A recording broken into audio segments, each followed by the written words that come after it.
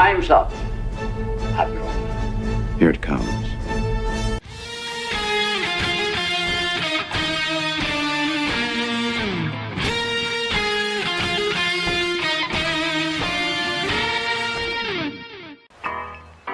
All kids out of the pool for Adult Swim. All kids out.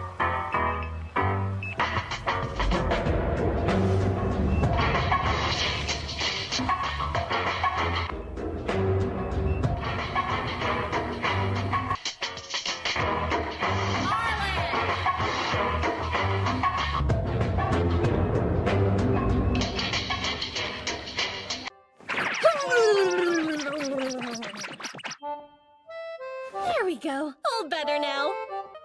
Man, titties are the greatest things on earth.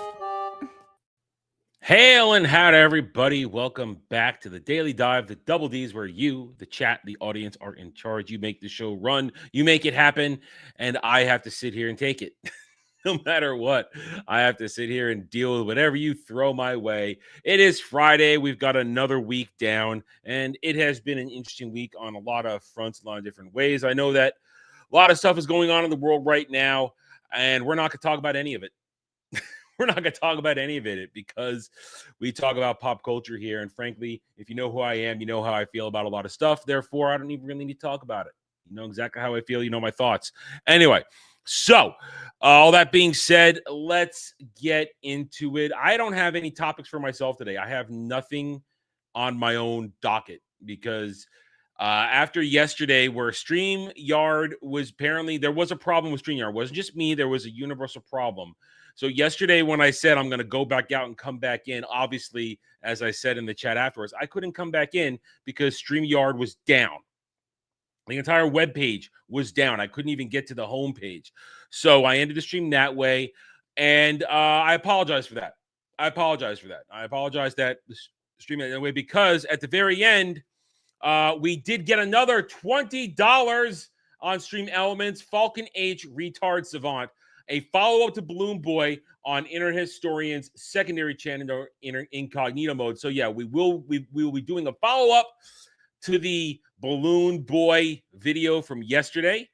And it will be, we've already got that first video on the docket, and I have updated properly now because it's all working. I have updated the total. It wasn't my fault.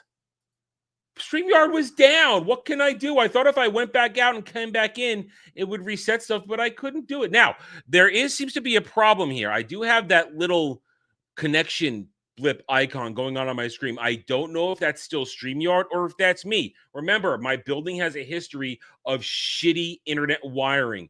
And once in a blue moon, it'll go through a period where there's a problem. Now, I tested it on OBS, which is usually the indicator of whether or not I can stream normally. Seems to be fine, but I'm getting the signal here. So at any point, if I am freezing, please let me know. After you've taken the appropriate screen caps, please let me know. And so I can flip on the camera button, this and that. What? No, I wasn't that. Wait, I can't both be an old man and be the boy and Balloon Boy. You can't have it both ways, Jed. You can't have it both ways. Anyway, so we're gonna get right into the articles today because I've got no bits planned. I have one thing I have collecting, but it's more of a Sunday thing. We will be talking ratings on Sunday along with box office stuff. But let's remind everybody how it works here. $5 to order an Adam rant on anything. $10, well, just about anything. There will be limits these days. $10 to ask me a question, and we'll discuss it in depth with the chat. $15 to choose an article from ones I present or one you maybe found you want me to talk about. $20 to watch a video, and $30 to do a live review on stream of an episode of television or a movie, but you must give me a couple of days. And that leads us all to the point where all of these month's donations on this show, on gaming streams, on Roundtable, on Mellow Mondays, they all go towards this month's donation tier, which is to make us play a live-action Disney Star Wars tabletop live stream during the week of Doom. We're currently at $112. And after that $500, at $600, the chat will get to choose the Disney era. At $700, I'll control a famous NPC from said era. At $800, no matter what the timeline is, we'll put Baby Yoda Grogu in there just to make it effed up and crazy, because F that little bastard. And at $900, we'll force a crossover with other Disney IPs because Disney has said they exist in the same universe because they're retarded that way.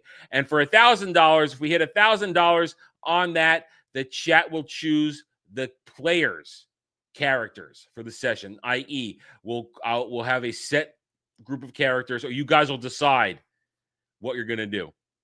How's the fanfic coming? Honestly, Jed, I've been working more on the tabletop than the fanfic right now. My attention's on tabletop because I have a long time to write the fanfic, and we're trying to get tabletop going, which you understand. So I'll let you know some of the stuff I've come up with. I'm going to start putting stuff down on paper this weekend, but that's where my attention's been in my downtime when I'm thinking about stuff. So I have not actually given the fanfic a lot of thought because, as I said, tabletop is on the menu really, really soon. So I want to give that my full attention because we want to get that. We want to get it off the ground by the end of the month. So I need to start working on that. Okay, so nobody has anything else to say. People are obviously still rolling in, so we'll just get to the articles in a second. Unless anybody has an idea, I got nothing. I mean, I don't have. I literally. I mean, I can remark for a second, I guess. I can remark for a second. We did talk briefly about it, and I've been watching everybody's responses to the Spaceballs 2 announcement. Once again, I'm going to say what I said yesterday. I'm going to repeat myself.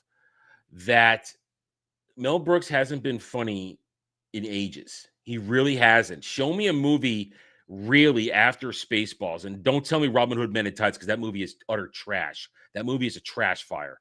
Show me a movie after Spaceballs that was really funny. Show me a movie after Spaceballs from Mel Brooks that was truly, honestly, belly gut laughingly funny. I dare you. Not just chuckles, I'm talking funny. Because you can't really do that. So to think Mel Brooks still has the juice creatively to make it. And I don't want to hear, oh, there's so much to parody. No. Men in Tights sucks. Men in Tights has always sucked. It has always been shit. I hate that movie. But think about everything else. Yes, I did call it bad. I don't like Men in Tights. I don't think it's a funny movie. I think it's Mel Brooks grasping at straws to be funny. I don't think it's funny. I don't. It isn't. It's not. You'll never convince me otherwise. Never. Yes, it is bad. I will say it again. Yeah, now Jed's going to put that on the docket for driving, and we'll have a fight.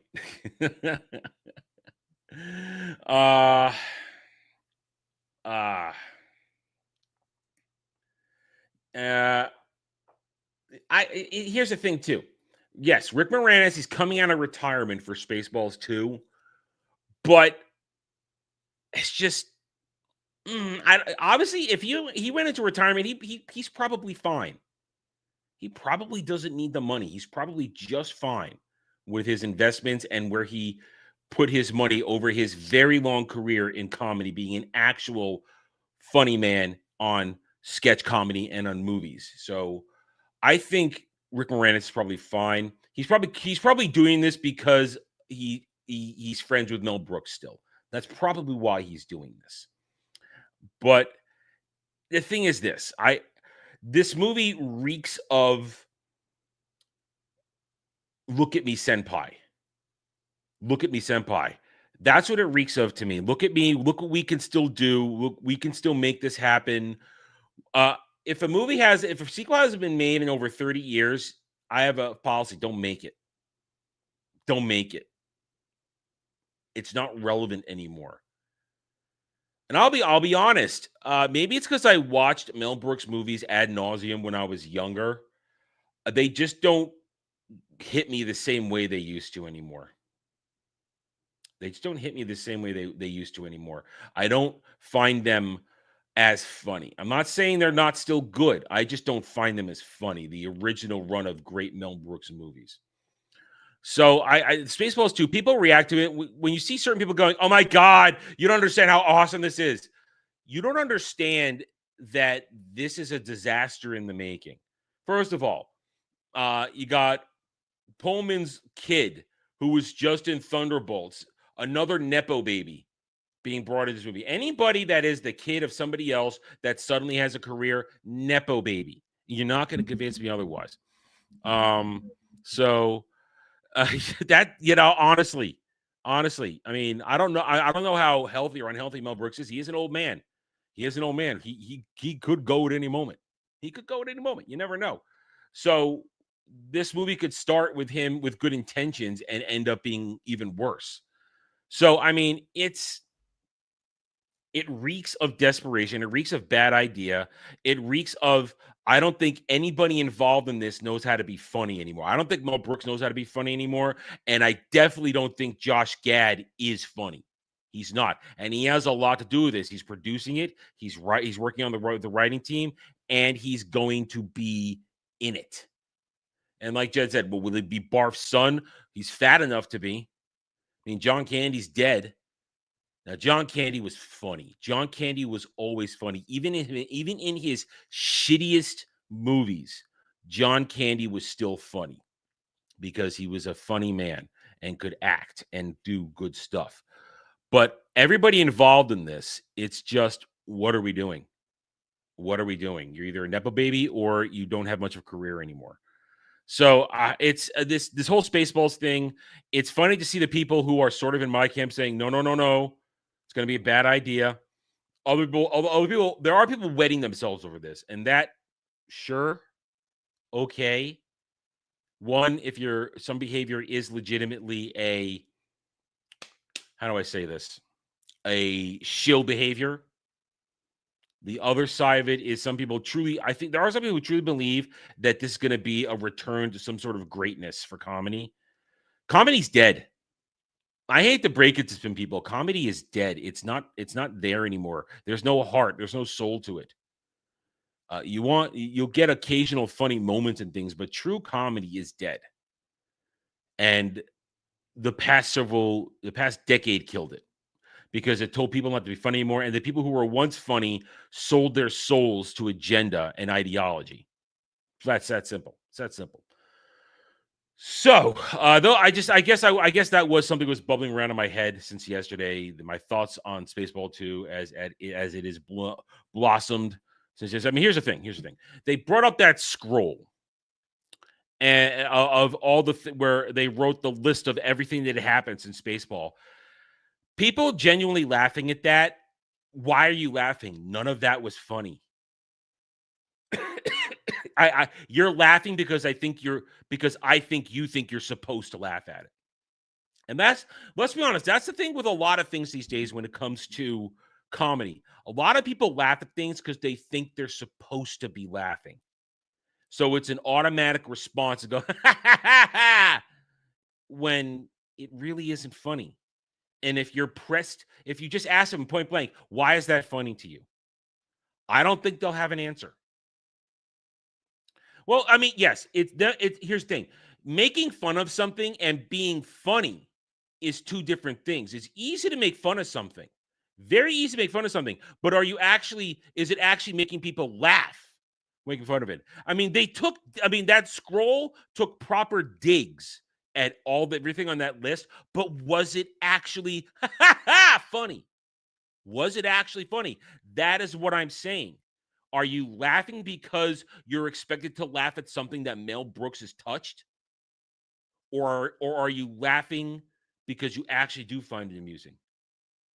I'm just asking these questions. Very simple questions. Very simple questions. You've actually watched more of those than I have. I completely tapped out on those things. Check this out for a second. It's going to go. I think it's me, honestly. I think I'm having a problem with my internet connection, honestly. I really do. Because that thing only comes up when I'm on camera. But I'm not freezing. I haven't frozen. I'm not freezing and I'm not lagging, am I? So we'll stick with it. Anyway. All right. Let's roll into the news. Let's see what we got going on in the news. As I said, I'm going to keep doing the news because it honestly is great farm for me to get shorts from. It's I've decided I do little quick news reels essentially of stuff, and I can get a little bit out there. So let's go over the news, see what's going on. Let's do a quick refresh on everything. It has been about 10 minutes since I loaded all these up, and let's see if there's anything popping fresh. Yep, see, things are refreshing. Here we go. Okay, let's get started. Let's share the screen, Adam. There you go. You know how to do this. You've been doing this for 4 years. You know how it works.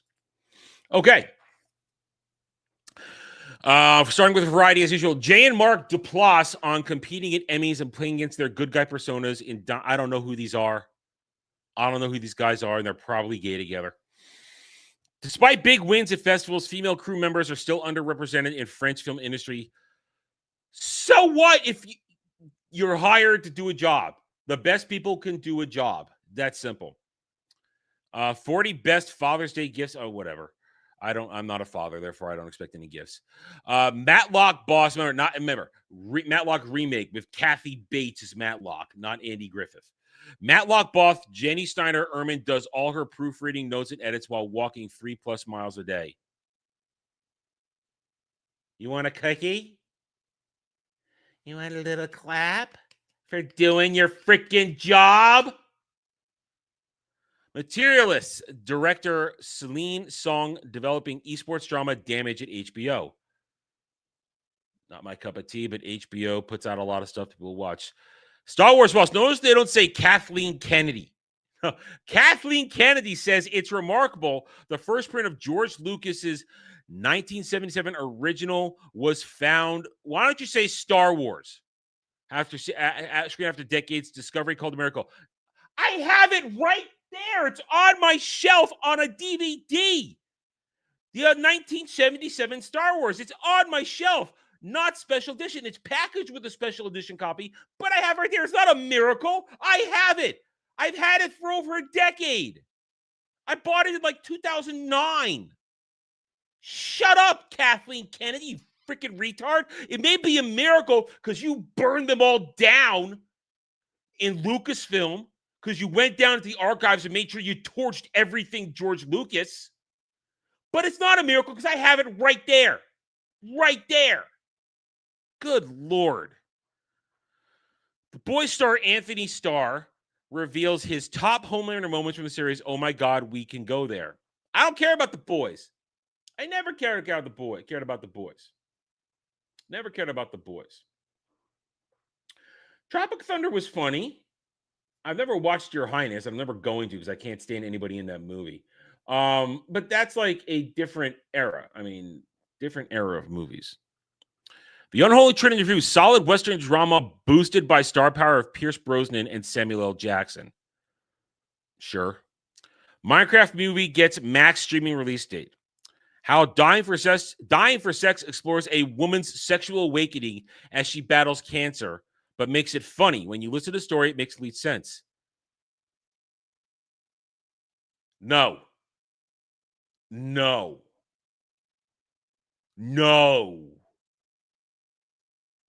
Who's watching this shit? Who is this freaking made for? I'm serious. Who is this made for? I don't know. Box office, How to Train Your Dragon flies to 8.6 million on Thursday previews. A24's Materialist earns 1.1 million. Okay, yeah, I said that yesterday. Or the other day, I said, I'm going to have to eat crow. I'm going to talk about it more on Sunday. It looks like at some point in the How to Train Your Dragon developmental process, they took out everything that was lore altering and literally went for a shot-for-shot remake. So, of course, it's going to do well now. It's going to do well. It's that simple. It's going to do well. Brand new landscape review. An architect has no design for family life and quietly affecting Japanese drama. I don't watch J-dramas. Don't watch those. Not interested. I just want my anime. How the UK film and TV industry is juggling a boom in Hollywood productions like Avengers and Harry Potter and a bust for everything else. It's feast or famine now. Well, let's see. It's actually a miracle, not as expensive to make money over there, make movies over there, but it will be soon, I bet. And if your television's dying, it's because you killed it yourself with agenda. So there you go. New Transylvania industry manager zooms in on series, and co-productions, an increasingly hard time to get projects made. Whatever. Dakota Johnson says Hollywood is a mess. Decisions are being made by people who don't watch movies or know anything about them, and studios remake the same thing. She's not wrong. She's not wrong. And I will actually hear what Dakota Johnson has to say for a snapshot of a moment like this, because she knew enough to give herself shit over Madam Web. She knew enough to say, yeah, this was dog shit. I'll take my lumps. She's self-aware enough. And she's a Nepo baby too. Don't get me wrong. Dakota Johnson is a Nepo baby too. Her father, Don Johnson, was a TV and Hollywood staple for 30 years. So she's a Nepo baby too, but she's a self-aware Nepo baby. Okay? Self-aware Nepo baby. Elvis Presley's Sunset Boulevard box set to include raw studio sessions from singer's final era. Okay, I was never much of an Elvis guy. I respect what he did for music and entertainment, but I don't really enjoy Elvis. Never have. Pixar announces new original film Gato, previews John Cusack's Toy Story 5 return, and presents Hopper's exclusive footage in Annecy. Pixar's in trouble. Elio's going to bomb. I believe it's this weekend. I think it's this weekend. Going to bomb. Rado Jude Romanian documentary shine at Transylvania Film Festival. Well, I guess Transylvania thing. More Transylvania stuff. Don't care. Vox Media Union reaches agreement on 3-year contract. Unions suck. Jeffrey Rush talks stalled Groucho Marx project. Shinya Tsukamoto's Vietnam War film. I like Jeffrey Rush, but I wouldn't want to see him try to be Groucho Marx. I wouldn't want to see that. Because Groucho Marx, the story of the Marx brothers, outside of them being immensely talented comedians, their private lives are sad private lives, with the exception of Harpo. It's a very sad private life that they have. Look at one thing real quick. I think we might have a problem here. Hold on a second. Nope. Okay, just checking. All right, we're fine. Let's see. Magna Studios officially launched by I don't care who you are, and Paranorman short starring. I remember that movie. The movie did horribly. Nobody cared. All right, let's check out The Reporter. Last of Us ratings declined during season 2, but why? Because I have a very simple answer for you. Because Bella Downsy is a terrible actress and was a total miscast. But 2, you adapted a game that everybody hated. And if everybody hated the game, then nobody's going to like your show anymore. It's a simple equation. It's not hard. Okay, what else we got here? Box office, How to Train Your Dragon, impressive numbers. Pixar gives first look at Toy Story 5. It's going to do horribly. Kanye West appears at Diddy Trial. We don't talk Diddy Trial. That's a dangerous thing to talk about. Megan 2.0 doubled down on its very gay, very online fan base. Sure. Okay. Slop. Nothing here we already saw. Let's check TV. You don't have to ask if Wheel of Time is canceled because it was. Swizz Beatz and Godfather of Harlem showrunner Chris Bronco foremost creative partnership. I don't know who they are. Anything interesting here? Not really. All right, let's check out IGN. Remember, guys, have a good time. Hit that like button, guys. Hit the like button. It's how we move things forward.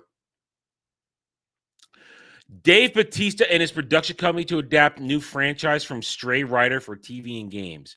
Well, I'm out. I don't want anything Dave Bautista related. Malcolm Middle reboot recast our favorite TV little brother Dewey, but for a pretty good reason. Reboot. So I get what they couldn't get the guy who grew up. Is he dead or something? Can somebody tell me, is he dead? Elden Ring Night Rain's enhanced bosses are on the way, but one modder dug up some of their files already. Modders will do that. They'll find shit in the files. Nintendo Switch 2 exclusive Mario Kart World is selling faster than OG Switch launch title Zelda Breath of the Wild in Japan. That's because, let's be honest, Mario is a bigger pull than Link. He's Mario. It's that simple. Pixar announces Godot releases new looks at details about Toy Story 5 and Hoppers. Oh, is that why it is? The guy's he's actually studying Victorian literature. Okay. Well, it's like, you know what? I don't want to touch this shit. I'm going to actually do something worthwhile with my life and study fine art. So, yeah, Kathleen Kennedy already covered that stuff. FUKK. Look how they massacred my boy. Why Steam users are slamming Warhammer 40k Space Marine Master Crafted Edition. I just have the regular edition on my PS5, so I guess so. I guess it might be a problem. More Mind's Eye nonsense. Don't care. Funcom working on a fix to stop PvP ornithopter attacks in Dune Awakening. Probably a good idea if people don't want to have PvP. Good for that. Yeah, let's be honest. Dewey was the best part of Malcolm in the Middle. He was the best part. As he got older, they still managed to have him be this autistic, insane creature. It's my time now, old man. I mean, Dewey was the best part of Malcolm in the Middle. That is easy. I will stand by that. Hey, gal, how are you? Devil May Cry hits 10 million sales. Now one of Capcom's top 10 best-selling games ever. Okay, listen. I never played Devil May Cry after the first game. I played the first game. I rented it. I don't think I even beat it. I think I ran out of time on my rental, so I never even beat it. I remember having a good time, though. It was a good game. GameStop CEO says firm will focus on trading cards, appeal to our core customer base, and it's deeply embedded in physical retail. That's I don't know if I have the words, quite the words, that they're admitting we're done selling games, really video games. We're embedded in physical retail. That doesn't say physical gaming or physical media. That just says we are a one-stop shop of slop if we're GameStop. That's the times, man. We care more about selling trading cards, CCGs, than games. And Funko Pops. Yeah. Elden Ring Night Rain YouTuber dives deep into numbers to find out whether max level makes a huge difference. Is there a max level in that stuff? I thought it just kept going. Sony admits marathon feedback has been varied, but insists it will avoid repeating Concord mistakes and commits to launch by end of March 2026. I would pull the plug on it now, Sony. Pull the plug on it now. Sony started to talk about its next generation PlayStation console plans, although in vague terms. How about let's not make a PlayStation 6 for another 3 or 4 or 5 years? How about that? How about we don't need it? How about there hasn't been a generational leap in gaming technology to require the PlayStation 6 yet? Because honestly, let's say they announce the PlayStation 6 tomorrow, how different is the hardware going to be? It's not going to be much different than what's behind me or whatever or the specs of the Pro. It's a completely unnecessary thing to have another PlayStation, to have a PlayStation 6 in any kind of near future. Am I freezing? I see the signal dropped. Am I frozen? Am I okay? Let me know, please. Because I think it's my building. I think my building's doing shit again. That's what I think's going on. Anyway. So, yeah, there is no reason for a PlayStation 6 right now. And I'm saying that as a guy who prefers Sony as a product. It's just unnecessary. The hardware isn't there. See, I'm moving? Okay, good. The hardware isn't there. It's unnecessary. It wouldn't be anything different than what we already have. So just stick to what you got now. Don't do this.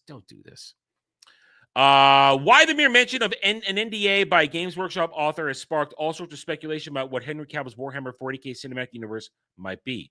It's pandemonium. Listen, all I want is for Henry Cavill to be left alone while he's making this. To have Amazon stay out of the way and the Games Workshop not be gay and retarded. That's all I want. Stay away. Let the man cook. I said that. I can't believe I just said that phrase. I hate that phrase, and I just said it. Because point and laugh at me. I hate that phrase. I hate that phrase that I said that. Oh, man. Stellar Blade is one of Sony's biggest Steam launches ever. That's yesterday. Okay, that's enough on IGN. 11 AI movie villains that will make you want to unplug. How about I don't want AI movie villains at all? How about I don't want any of these movies? Pokemon Scarlet and Violet Switch 2 upgrade may have broken shiny hunting, and fans are conflicted. I don't play Pokemon games. I don't care. Kotaku's Weekend Guide. 4 awesome games are dumping back into. Go fuck yourself, you fake gaming bullshit motherfuckers. Pixar's next movies bringing back bloopers. No, I don't care. Fuck Pixar. Already saw the marathon story. This unused art is the coolest Dragon Age Vilgar parties ever looked. They can never look good because they were shit. It was a gay dating simulator. And let's see. Hotfix on the way from Mind's Eye. That was yesterday. They said that they aired that story yesterday. Elden Ring Night Rain and Beginners. Okay, this is yesterday, 4 hours ago. This is stuff from yesterday. It says 4 hours ago. This is shit from yesterday. Well, Kotaku's broken. Crap site. All right, Park Place. Stephen Colbert claims a female Jesus is long overdue, praises Monster Arrivo casting as Jesus Christ Superstar. A story has been covered. Jesus Christ Superstar is a mocking, it's mocking Jesus already. So you're putting a bald gay black woman in the role of Jesus. Doesn't change anything. And there's a hair on my glasses. And that was annoying. Marvel's Ironheart star hints Avengers role despite fan backlash and intro dislike. Do it! Do it, Disney MCU. I dare you. I dare you to do it. Do it.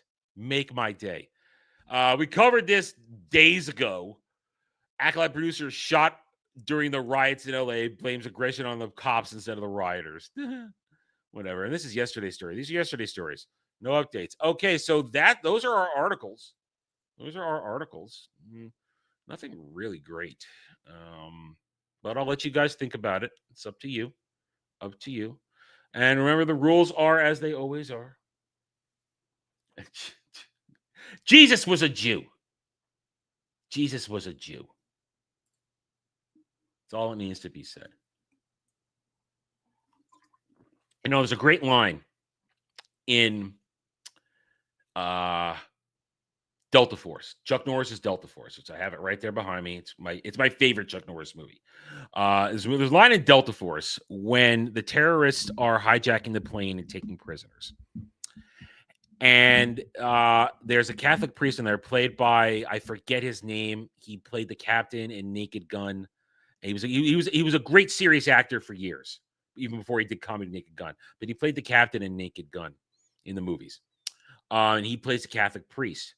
And when the terrorists are taking over the plane and they're looking for passports that have identified people as Jewish, and they're taking them as hostages, moved to the front of the plane, the Catholic priest gets up and says, "I'm going to go too." And one of the terrorists stops and says, "Wait, what are you doing?" We said only the Jews. And he says, "Jesus Christ was a Jew. Therefore, so am I. I'm going up here too." And that's a poignant moment.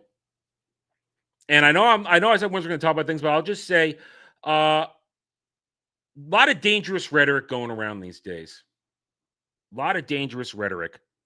And when you say certain things, just remember that there are people out there ready to do horrible things.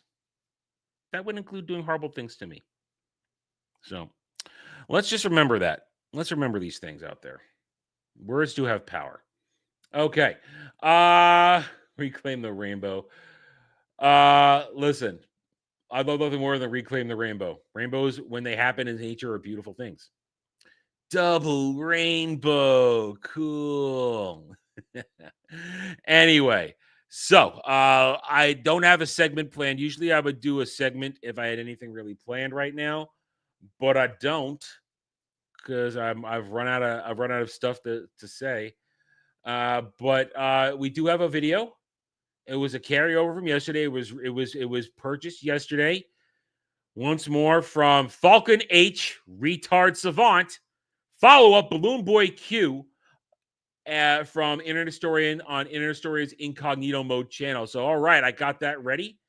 And let's do it. Yeah, well, listen, Dermy's harmless and an idiot at times, so I don't take Dermy seriously. But there are other people who I would take very seriously with the things they say. All right, so let's fire this up right now. If there are any other videos you guys want me to watch, of course, put them up there, send to the super chat, or send in stream elements, and we'll get to it. And just as a reminder, for those who might have come in late, what the total is on our latest donation. We're at $112 for my Week of Doom. And at $500, we will do a live Disney Star Wars tabletop stream. We'll do it. We'll find a place and we'll do it. At $600, the chat chooses the era we're going to play in. At $700, I will control a famous NPC from that era. At $800, despite any timeline problems, even if he isn't there, we will put Baby Yoda Grogu in as an NPC. And at $900, we will force a crossover with other Disney IPs because they all say it's the same galaxy, universe, whatever. We do it. They're stupid. And if we get to $1,000 on this donation tier, you, the chat, will decide the players' characters for this session. You get to decide who and what they are. You could have one of them be Geode. Be Geode, the rock navigator from Let's Get High Republic. Think about it. Think about it. You could make Jed be a rock. You could make Jed be a rock. Think about that. Think about that. Okay, all right. So let's get going. Let's get going on the video. All right, Balloon Boy follow-up in Richard Heen's own words. Okay, once again, we thank Internet Historian for being cool about not copyright claiming. Unlike Warner Brothers, who claimed me for trailer reactions and then shot down my challenge, even though it was completely transformative. So F Warner Brothers, but Internet Historian, he's cool because he likes it when you share and react to his stuff. So here we go. Balloon Boy in Richard Heen's own words. Here it is. All right. On April 19th, a video called Balloon Boy, The Untold Story was uploaded to Internet Historian. It proposed that the Balloon Boy hoax of 2009 may have been a legitimate accident and no hoax at all. I want to refresh what I said yesterday for those who might have missed it. When we watched this, my conclusion before I went out of the stream and couldn't come back in and couldn't finish my thoughts on it, my conclusions were, because I remember when this happened. I remember it all. I remember it. The videos we showed, I don't think it was a planned hoax. What I do think happened is once it started when the oldest son, who's a little shit, lied and said the kid was in the balloon when he wasn't. So it started with that little guy, the oldest son, being a little shit. And we saw that this dude was behaving like a son of a bitch. Anyway, this is a bad dad and a bad mom. These are bad people. As soon as they realized that the little kid was safe and alive, then they spun it into a hoax. It wasn't planned as a hoax, but these are fame whores, and they saw to spin it into something that they could milk for fame. That is my belief. Let's see what Internet Historian has dug up afterwards. On May 11th, having seen the video, Richard Heaney got in touch. He sent through several pieces of evidence to support his ongoing claim of innocence. Wait. The most compelling was a video. So Richard Heen actually got in touch with Internet Historian. This is fascinating. I am fascinated now. Video that he made in 2010. This is Richard's side of the story. Corruption in the justice system. Before I get into the facts, I want to tell you one thing. All right. My attorney was David Lane. First, I'm going to say is before we see anything more. Internet Historian, obviously a successful YouTube channel with a lot of eyes on it. Fame whore. Look at me. Notice me, senpai. I took that plea because I told him I wasn't going to take. There's no way I'm going to plead guilty. No way. I didn't do it. So he said, before you make your decision, look into the case I'm now suing Larimer County for and the Fort Collins Police Department. He said, look into Tim Masters. So I went home. I looked at the Tim Masters case online. It was mind-boggling. Mind-boggling, man. They framed this poor guy. Tim Masters went to prison for 10 years. He didn't do it. Tim Masters was exonerated through DNA evidence. He later sued Larimer County and the city of Fort Collins and received a $10 million settlement. The case of who murdered Peggy Hattrick remains unsolved. Broderick, I think his name is, Lieutenant Broderick, the head lead investigator. He perjured himself on affidavits, perjured himself on the stand, and I guess they fabricated evidence, to my understanding, and they withheld evidence. The guy goes to prison. Jolene Blair was the prosecutor. She became a judge because of that. Judge Jolene Blair was later censured by the Supreme Court for withholding evidence favorable to the defense in the Tim Masters case. Lieutenant Broderick, I think I'm saying his name right, he became a commander.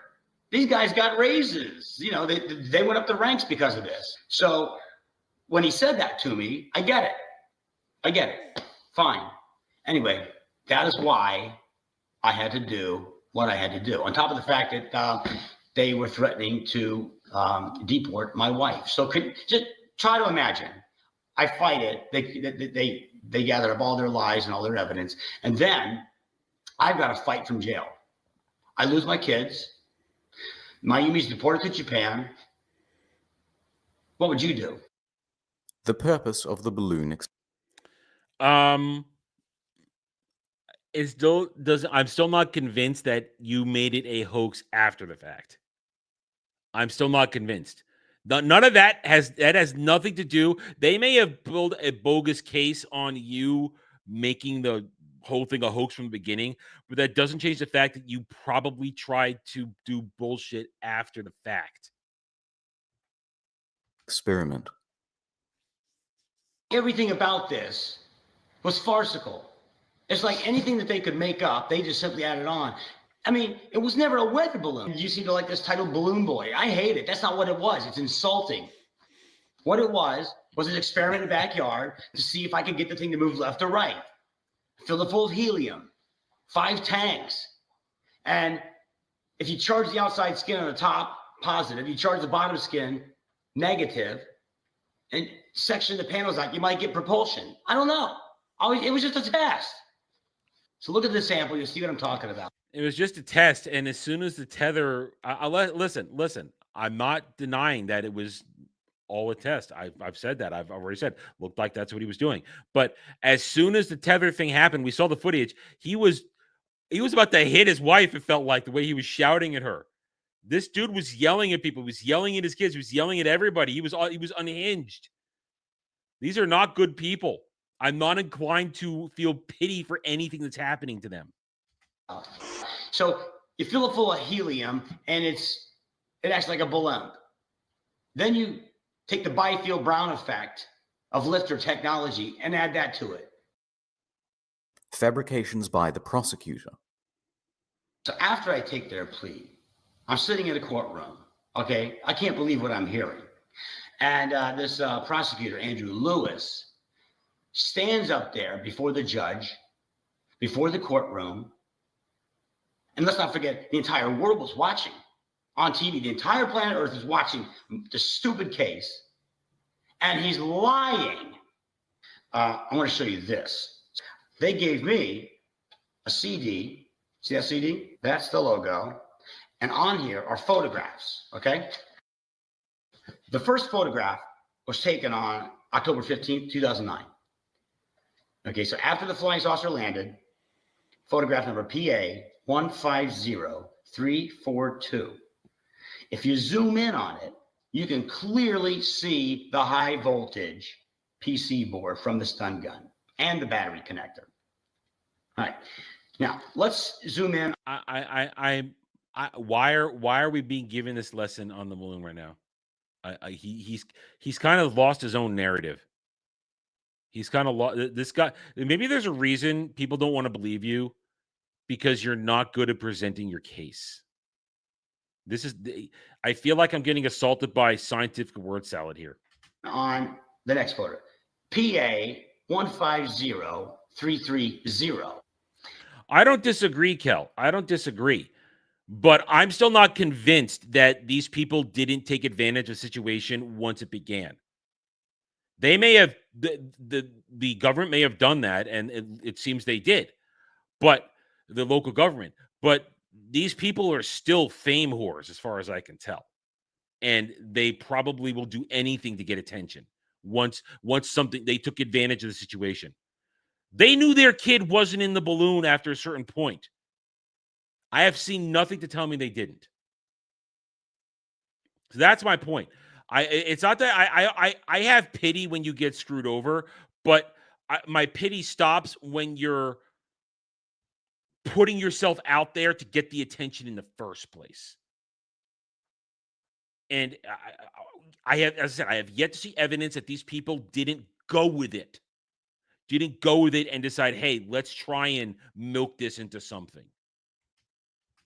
So that's all I'm saying. But I agree. Listen, I've gotten screwed over by local government in court. I've gotten screwed over myself. So I understand completely. I've had things trumped up. I told you guys the story of where, yes, I was guilty of caving in a car door in a parking lot, and I did flee the scene. But when I went to court, they made it as though I was a malicious offender and I was out to destroy this family. And you know why they did it? Because the husband of the woman's car I dented was a cop. So I got afflicted by bad law enforcement stuff in Charlottesville, Virginia. And they are some of the worst law enforcement you'll ever see. Fucking Keystone Cop shit over there, man. So no, I completely understand that local government will railroad you to make a point. Because I told you that story. I went in there, I had a lawyer and everything.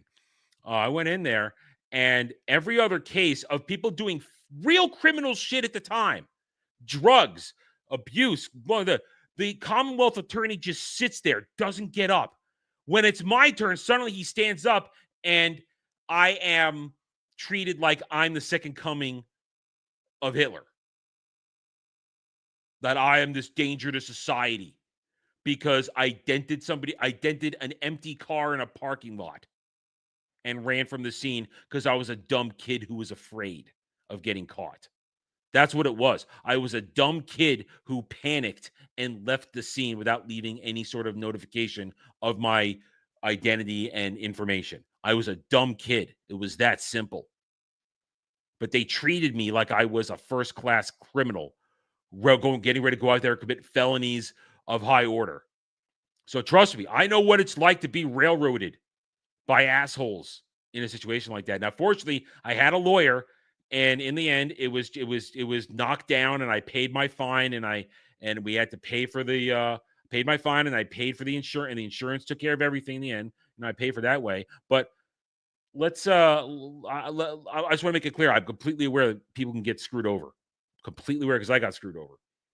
Even though I brought it on myself, but not to the level with which they drew it out. And they drew it out forever. Those people with their insurance for the car dent that I made in the door there, they drew it out forever. And they made me walk up and apologize to this wife and her kids like they were there on the scene. I had to walk and say, I'm sorry for what I did to your car. I'm sorry for the trauma I caused your family. It was an empty car in the middle of a mall parking lot. There was nobody there. But I had to walk up and apologize to the damage, to the trauma I caused his family. I didn't cause anything. I dented your car door, which you got fixed after drawing it out forever with the insurance company.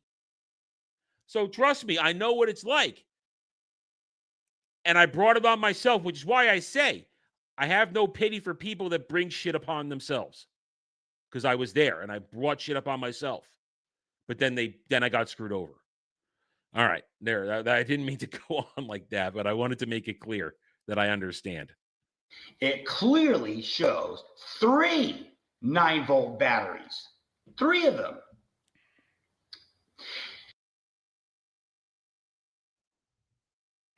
He said that there was 3 9-volt batteries hooked up to a stun gun, and it would produce volts. Therefore, no one should touch it. What they do find inside is 2 1.5-volt batteries hooked up to an egg timer. No indication that there is a stun gun in there. He's claiming 2 1.5 volt. What is this? Yes, they lied. Size of the balloon. Okay. We then took measurements of the balloon, which measured 16 feet across and 6 feet tall, and the compartment below was 2 feet. In this next photograph, PA 150362, you see they pulled the measurement from the outside to the center pin at 10 So feet. is he just going on and on how they lied and screwed him over? Is that what this is? I mean, sure. Now convince me you didn't run with it and didn't know your kid was in the balloon after the fact. Convince me. You double that, it's 20 feet wide, just like I said. So in order for them to somehow prove that I somehow had knowledge that it wasn't going to lift up that much weight, they lied and they said they pulled new measurements and it's 16 feet wide. So they get this Professor Jones from CSU to come in and back it up and validate that a 16-foot wide flying saucer is not going to pick that up. Mr. Haney was asked during this incident what the lifting capacity of this balloon was, and Mr. Haney provided a lifting capacity for 72 pounds. The Sheriff's Department had contacted a professor at CSU to determine whether, based on the capacity he had and the amount of helium he had, whether or not it would be possible to lift up Falcon Haney and whether it's possible that he was in this balloon. Basically, he stated the craft would probably not have been capable of sustaining flight with Falcon aboard. However, he did add, based on the description of the craft provided by Richard Haney, originally, those calculations, when used, would have been able to sustain flight. Wait a minute. Okay. Once again, I'm a little, all this jargon has me a little confused. I'm a smart guy, but I'm a little confused here. So is Haney saying that his craft would never have been able to carry his son? If so, if he understood that, then why was he afraid that his son was in there? Is that what he's saying? That they fabricated the knowledge that the court fabricated the knowledge, or not, well, the lawyers, the prosecution fabricated the knowledge that his kid could be lifted in there, but he's saying it could never have been lifted in there. So if you understood that in the first place, then why were you so afraid your kid was in there? I'm just trying to understand this. Look, 10 foot 2 inches. You see that? 10 foot 2 inches. Mm-hmm. Focused? Is it focused? Get back. Okay. Now look at mommy. She's right. Oh, Haney said, okay, see, that's the problem. The way this guy's presented it, this is a bad presentation. And it felt like that. He said the opposite. Okay. All right. Thank you. In the center. I mean, how could you miscalculate this at 16 feet? They know that they were lying. So they tried to get Mayumi to sign something while I was incarcerated. Had she signed it, then we would have been screwed. The call to 911. So perhaps one of the biggest lies of all that perpetrated more media frenzy was the fact that this investigator, Bob Heffernan, lied on his affidavit in order to get a search warrant and then later an arrest warrant. And the sheriff was in the next room and everybody clearly heard me say the order in which the phone calls were made. Then about an hour later, They run down the hall, whatever they had to do to fill out this affidavit. And then they got a judge to sign it based on that lie. But the first call was to the FAA. Yes. And my understanding is they tell you to call 911. Yeah, and I found it to be shocking because I would have called. I actually thought to call 911. I'm like, you know, they don't have any way to fly a ticket, so that's why I thought of the FAA. They tell me to call 911, so I called 911. I shouted to my wife. I said, I don't care who you get somebody with a helicopter now. Okay. Her idea was to call the news helicopters because of the traffic stuff. So she's in another room doing whatever she's doing. So you call 911. Yes. Okay. And your wife calls for helicopters Yeah. and the news people? Yeah. Well, He's kind of got the DSP facial hair going on there a little bit. I think she called a couple of people, some kind of helicopter rental service maybe or something like that. I'm not sure what she did. I'll have to get the details from her. They hung up on her. Okay. I get irritated. I said, I know they're probably going to make fun of her accents and people do it all the time. And or she wasn't clear on the phone. Or they thought it was a prank. Okay. And I'm thinking, oh my God, she got somebody with a helicopter. Let's call somebody. Let's call. I had to redial. Call out. I said, who is this? And they said, 9 News. Richard called the Federal Aviation, FAA, Channel 9 News Denver, then Emergency Dispatch, and reported that Falcon was missing and presumed to be in the experimental flying saucer that was now adrift. After they interrogated me, about an hour later, they run down the hall, fill out an affidavit, which is a complete, utter lie. An hour later to get a search warrant for my house. So they influenced the public official to sign a search warrant, and they lied on the affidavit. Now, this Jim Broderick, he's up for 8 counts of perjury, and several of those, he perjured himself on an affidavit. You know, these guys, man, this is what they do at Fort Collins. This is what the Fort Collins cops do. To prove that I made the phone calls in the order I made them, I called the FAA. They told me to call 911. I did. And you can hear my voice in the background. If you crank it up, hear my voice in the background. And I said, as soon as the guy picks the phone up, I said, do you guys have a fucking helicopter? You can hear it in the background. Listen to it. Hold on 1 second for me, okay? Let me send you to Larimer County. Stay on the phone.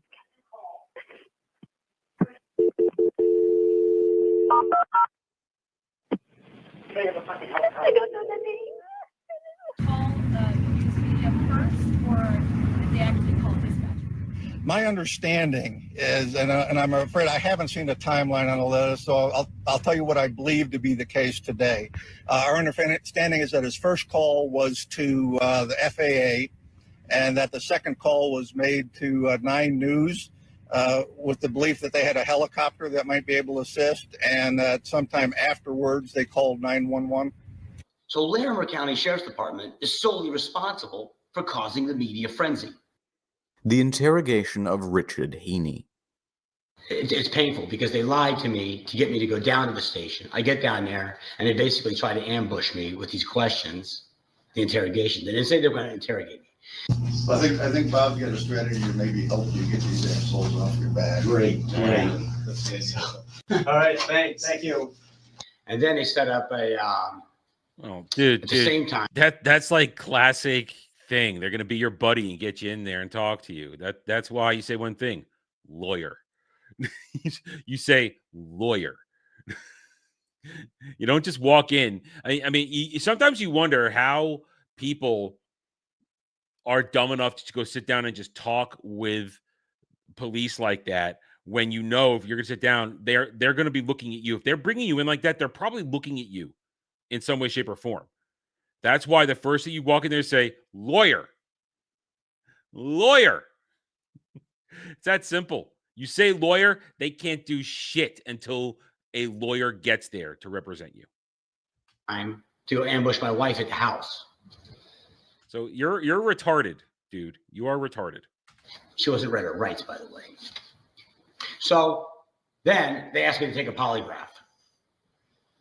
Now you got to know something.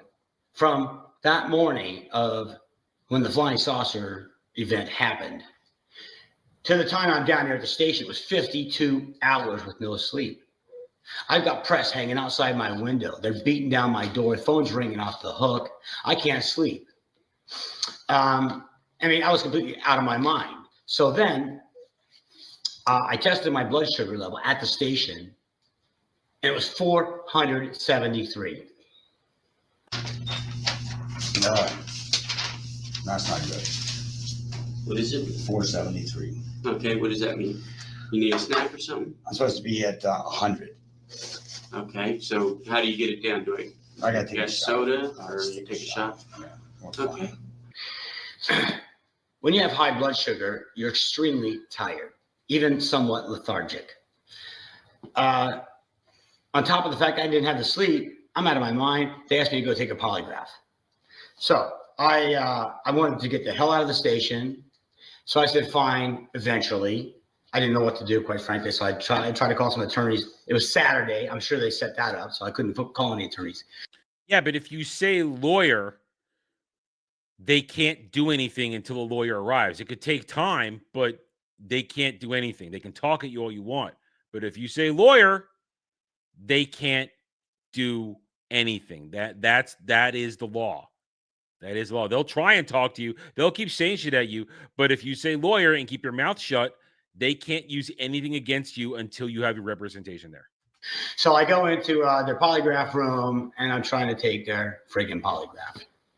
Now, in most states, I'm going to read you this. In most states, police may not use overbearing measures to coerce an involuntary confession.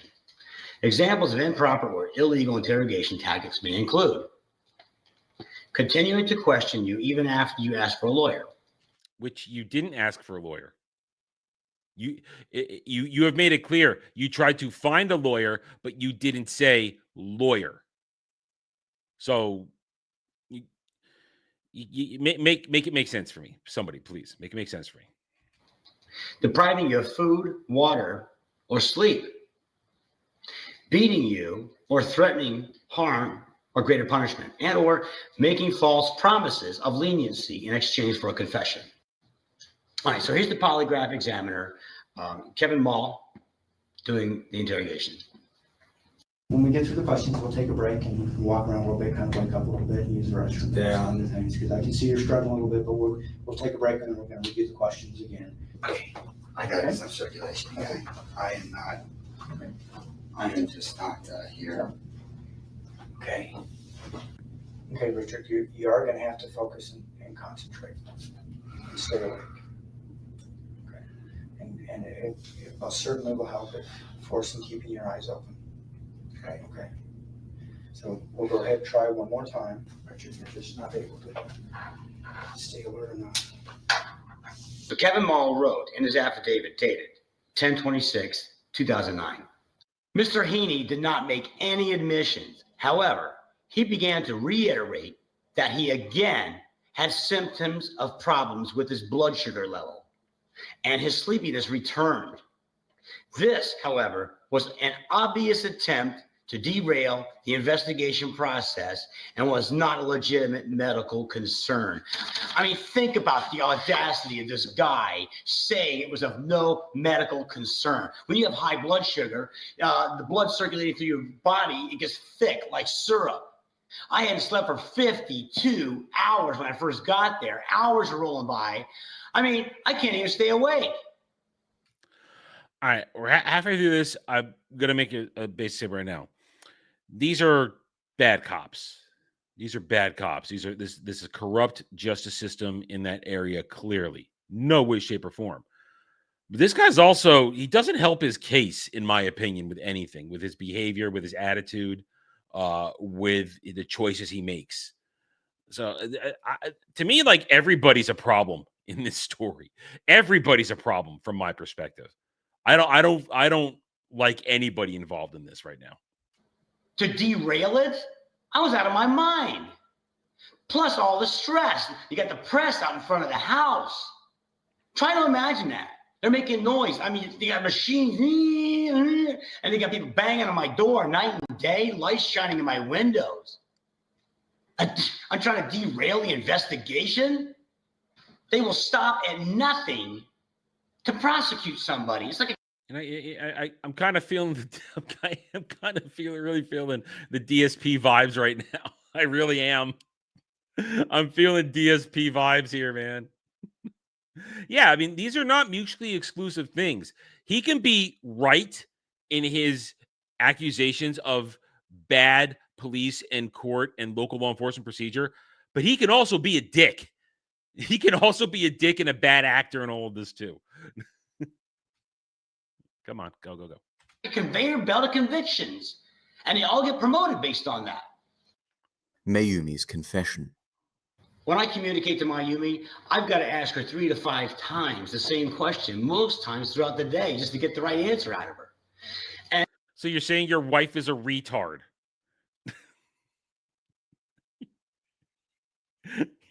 You've got 3 kids with her at this point. Then you've been with your wife for at least a decade, it looks like. So, I mean, your wife's a retard. You tell me she can't speak English. She comes from Japan. Yeah, I made that joke yesterday. She ain't pure Japanese. Her daddy was a GI. Her daddy was a GI, if anything.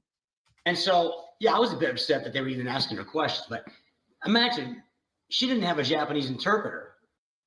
Do you understand what I mean by hoax? Okay. But then I was thinking hoax means exhibition. And the word was in my life. You know what I want to see? I want to see her wife swap content. Let's see how much problem she has communicating in the wife swap stuff. You don't have 3 kids with a dude for that long and be this like, me no speak English. You asshole. I'm sorry, I'm not buying this. I never had that word. So and later on I look up a dictionary and then look up the word. And oh my God. That's honestly I thought. Not only that, Mayumi's. Did you just say honestly? Did she just say honestly? Did she just do that? English was so bad that Wife Swap had to subtitle her in 2 different episodes. Climb up on trees. They act like monkeys. Kids are not really enjoying having fun. So they basically ambushed Mayumi, and they asked her to get in the police car and leave her kids behind. We never leave our kids behind any place. And there were some cops there. Who knows what questions they were asking my kids. They took my wife off down to the police station to ask her these questions. And so she separated from the kids. Again, I considering his behavior in that tape we saw yesterday when the balloon launched, I'm not really believing you're a good dad. I'm really not, with how you were treating your family in that moment. I'm really not. I'm worried about my kids. You're worried about the kids? It's not because of myself. I'm so worried.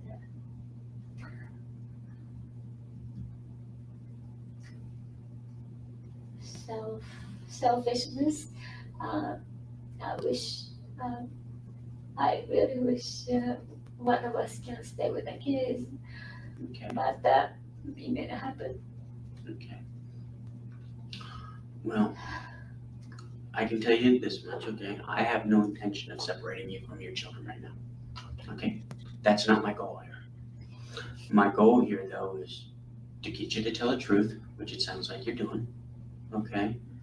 And obviously there are going to be consequences, but I don't decide what those consequences are. But I want to be able to go to the people who make those decisions. As long as you're telling me everything, I'm going to throw that in that mix. And they didn't even read her rights. They didn't tell her that this was an investigation. And if they did, she would know the difference anyway. She doesn't watch TV. She doesn't understand. She doesn't watch TV? Shut up. Shut up. God, I don't like any of these people. That she has to be read her rights. Doesn't understand that. And you knew that he was somewhere in the house, but you didn't know he was up in the attic? I then asked her, you knew he, referring to Falcon, was hiding somewhere in the home, right? Miami responded, yes. And you knew that he was somewhere in the house, but you didn't know he was up in the attic? So who told Falcon? Where was Falcon? Was Falcon in the attic? Which I really didn't know. Okay, where was he? It seems he was in the attic. You assumed he was in the attic? No, I didn't. I didn't. He was, but I didn't know about it. Okay. Where he was. I specifically asked her if her son Falcon was really in the attic. And I will maintain that after the fact, they knew he was there. After the fact. I still maintain that. This whole business seems sketchy as fuck. Everybody, both sides. Attic the entire time. She stated she thought he was, but wasn't sure.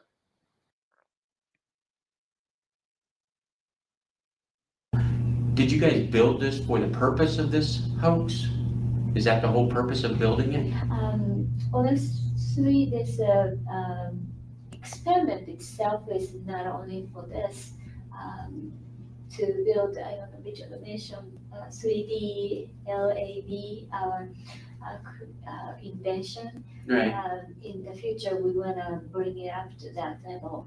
Okay, so you do want to have this be a legitimate experiment and things like that. I then turned my attention to asking her whether they built this craft specifically for the purpose of this hoax, to which she stated, he quotes her, the experiment for this type of craft is real in the future, but this craft was specifically built for the hoax. He quotes her. He quotes her. Clearly, that was not what she said. Obviously, these are bad cops doing bad things. But, and he twisted it around to get her to say a connection of words that sounded like admitting it was a hoax. That clearly happened right there.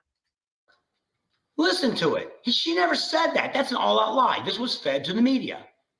This was told to the media that she somehow admitted this. Look, this is from Kilmer, Lane, Newman, LLP, okay? My attorney put this out there. All right, it says here, upon reviewing the evidence, arguably, Miami could have possibly ended up being deported, and Richard could have proceeded to trial and had a good chance at an acquittal. This, however, would have put the family. Here's the thing I'm confused about. Maybe because even in this current times right now, when deportation is a thing, if they're legally married and he's an American citizen, isn't she naturalized by being married to him? So how can she be deported if she's a legal citizen married to a legal citizen? It's legal citizen by being married to a legal citizen. She should have a green card. I thought, isn't that how it works? I thought that's how it works. At grave risk of seeing a loving, caring, compassionate wife and mother ripped from the family and deported. This was not an acceptable risk. Thus, these pleas. So what had happened was our attorneys were talking to the prosecutor's attorneys. I never heard a word of what was going on, but our attorneys told us that this was a huge deal. Interrogating the Heaney kids. Miami's attorney told the Laramie County Sheriff's Department in a letter that they will not interrogate our children because under the law, they cannot do that unless the parents say that they can. So the way they get around this is they make a false claim to DHS that our kids are somehow maybe abused. That is a very old school tactic of chicanery, bringing in DHS. DHS is a disaster of any DHS anywhere is a disaster of an organization. Understaffed, underfunded, run by people who don't give a shit about anything except clocking in and clocking out. Very rarely do you get people working at DHS who actually give a shit about their job. But you get DHS involved, and that's a whole nother fucking can of worms right there. Then they send a sheriff down to write down the questions or ask the questions to the person at DHS. Then they walk out of a room, enter the room where the child is. DHS is the equivalent of being false flagged on YouTube. You could pull that lever, and it takes a long time to sort out the false claims that gets DHS involved. And ask them interrogating questions. How is that even legal? How can they do that? So in this next clip, you'll see it. Falcon, tell me about the balloon being for a TV show. We didn't. We never wanted it. All right, so there it is. You have a psychiatrist in there while they're playing, and you get a kid. You can manipulate children to say shit. Yeah, TV show. Oh. Well, why was there a balloon? We made it so we could hover over traffic. To hover over traffic. Listen closely, and you're going to hear the deputy giving the questions to the woman interrogating. Ask him which the doors to the garage and ask him which door came in the house. Okay. How retarded. You just got recorded being given the questions. Jesus Christ. Well, we were looking at this. I'm wondering, where's the door? Where's the door to the garage? Oh, it's down here. I just can't write it. Did someone help you get into the attic? No. Oh. I just looked everywhere to find a hiding place. I looked up. I found the attic, and I went up there. How come you were looking everywhere to find a hiding place? Because I'm scared when people yell at me. My dad yelled at me for playing. Yeah, his dad was yelling like a madman. We did see the clip. And yeah, this is insane. This is what they do. They treat it like a psychiatrist session, and it's very easy to essentially lead the witness in something like this. Kids are impressionable. Kids will do whatever an adult figure wants because they want the praise, they want to be recognized, and they want approval. So it's very easy to manipulate a kid into saying anything. But we saw his dad. We saw Heaney yelling during that thing. I wouldn't be surprised if as he's yelling about the harness all that shit yesterday, that kid hightailed it someplace to hide, because that is a fucked up family right there. That's a fucked up family.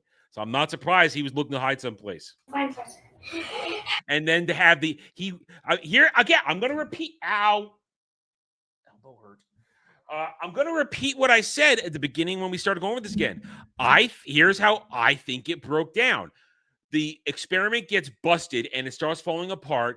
And while Heaney is yelling at everybody, the oldest one, Bradford, is a little shit and tells a lie that Falcon crawled in there to try and diffuse Heaney's anger. And while there was all yelling going on, Falcon had literally run away to go hide, because that's probably his default when his dad yells all the time. And then when they found him, it was like, okay, let's run with this and let's milk this for fame, because we're fame whores. That's what I think happened. That is I don't think they planned a hoax. I don't think they planned it. And I think these cops are shits for saying they planned it. And they clearly railroad these people. But that's what I think happens. So he's telling the truth right here, that he ran away when his dad yells, because he's probably used to running and hiding when his dad yells.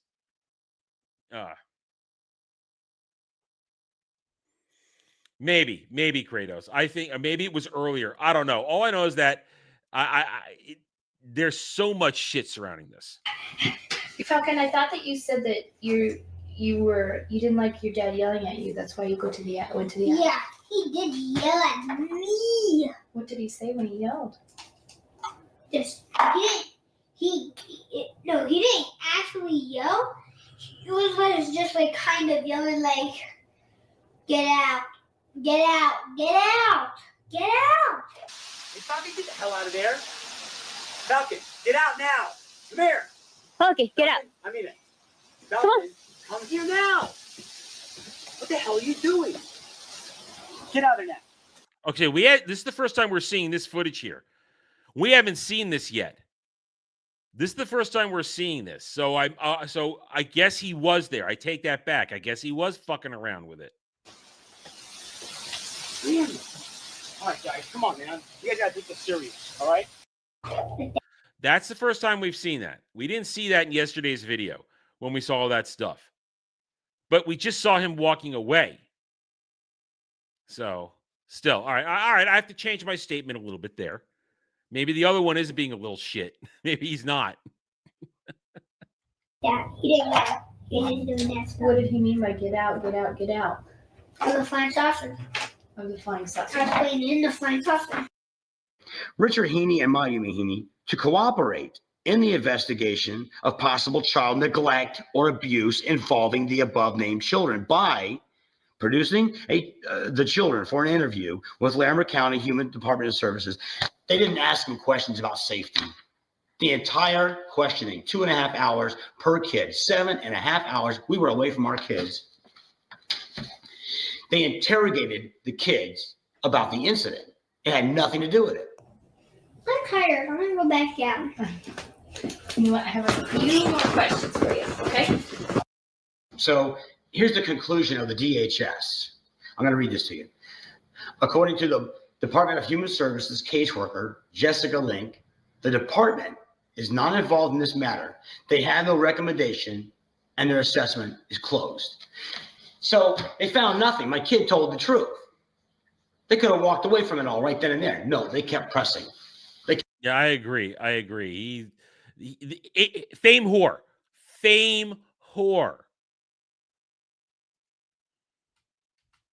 Kept coming after us. They're ruthless. The vindictive sheriff's department. After Falcon made his presence known, Detective Heffernan looked at me and he said, "What are you going to do about the press?" Well, all this time we were there, we never even watched the TV. We had no clue what was out of our front door. So he said, "Yeah, you got a bunch of press out there. You're going to have to say something." I said, "I'm not going to say anything to anybody. Are you out of your mind? We just found our kid." He said, "Well, look at it this way, Richard. If you don't say something, they're going to be out there for the next 2 weeks hounding you." So I had to think about it for a bit. And he was kind of right, because how am I going to get to and from work? I can't bring press to my jobs. Well, then I told him, I said, "Okay, fine, but would you come out with me?" I'm going to be honest. This guy loves every second of this. This guy loves every second of this here. He loves the attention. To Detective or this investigator Heffernan. He said, "No, I can't, but the sheriff is on his way over. He wants to stand out there with you." That's what he said verbatim. I had to sit there and wait until the sheriff showed up. The sheriff shows up. He's out there, stands out there next to me during this press conference.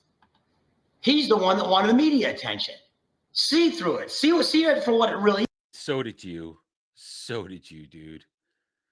You wanted it just as much. You're a fame whore. You don't put yourself on a reality TV show like Wife Swap if you don't want attention in your private life. Is.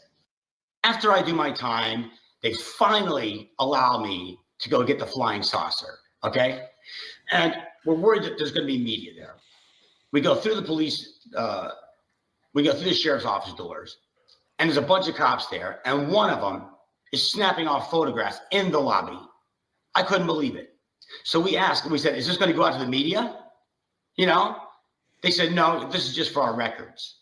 Well, lo and behold, the next day, the woman snapping pictures writes a sarcastic article and posts it up on the blog, and the media picks it up.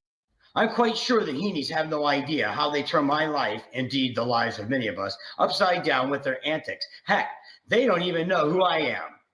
When Richard and Mayumi Heaney picked up their balloon for evidence, I had my camera. She's bragging about it. He's now sporting a beard and a mustache. She is not. They didn't like my taking photos, and actually I said I needed their permission to do so. They added they didn't want their pictures in the papers or on TV. So I took only about 50. So this woman writes her nasty little blurb about us. And then there it is. Photograph, the Colorado one, picked it up. and publicized it. And of course, Sheriff Alderton was involved as well. 10/22/09, he calls this article Up and Away, the Bullseye, or at least it was taken off the site then. I sometimes have trouble figuring out what to write about, but not this week. Some of you may have heard about a little incident we had involving a spaceship balloon, a big balloon. This incident has given me ample fodder. So he's bragging. The sheriff's bragging. They're all in it together. Who wants the press? Final thoughts.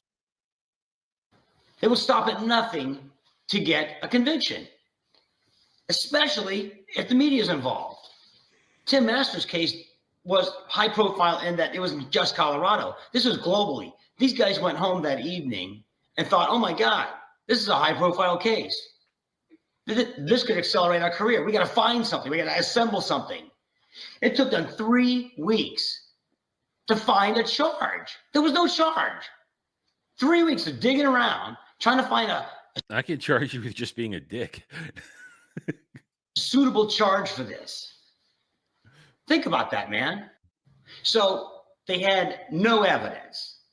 That means they had to go fabricate the evidence. And this is why I had to take the plea deal, because in Tim Masters' case, they fabricated stuff. When I saw that they started fabricating evidence against me, there's no way these guys are going to let me go.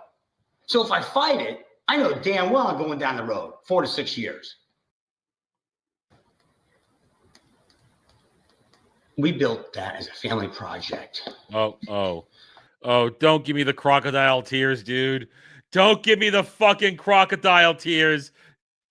And it was a family project. You understand when it's done. All shit hit the fan, obviously. Falcon was in and out of that thing 4 times throughout the day. I got video to prove it. Those assholes lied for their own political gain at the expense of the Heaney family. Dude. And now he's literally doing sob story outro. Come on. I mean, he's not wrong, but this just makes him insufferable. It makes him unlikable.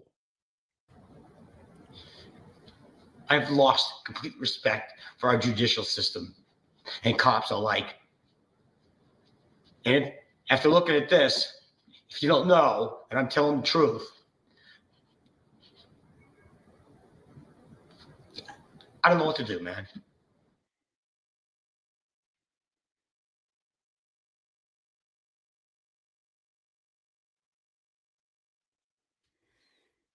Well, we give internet historian props for we'll give him props for doing the follow-up, you know?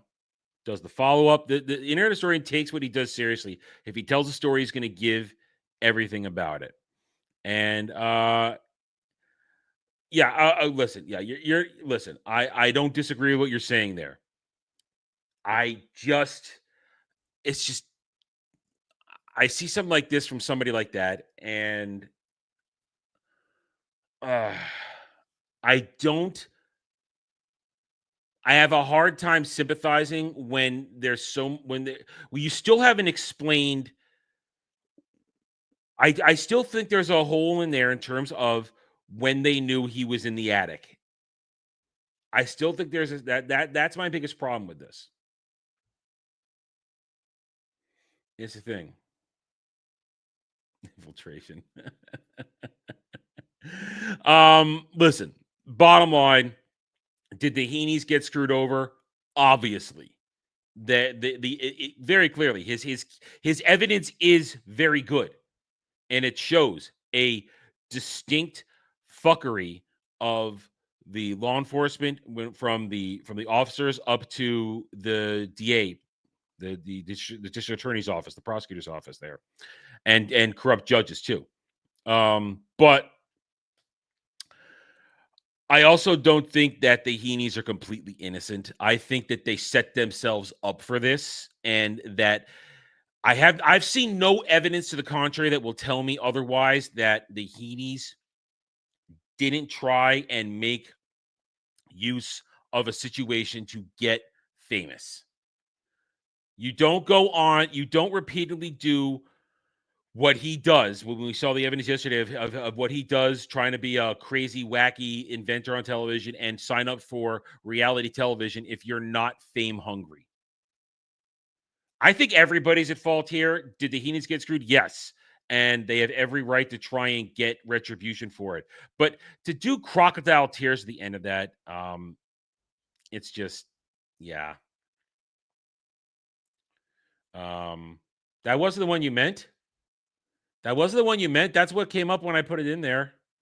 Oh, I see it. Balloon Boy Q. Oh, okay. I'm sorry, Kratos. I'm sorry. Stream Elements put one of their whammy things in the dialogue there, and it messed up the dialogue there. It messed it up. I'm sorry. I'm sorry, Kratos. It looked like that when I put it in, that this was better. Okay, if you think this was better, okay, this is the one you think was better, because this is what came up when I put that in, when I put it into the search, into YouTube search, and this is the one that came up. I see now it says Q blah blah blah, blah A.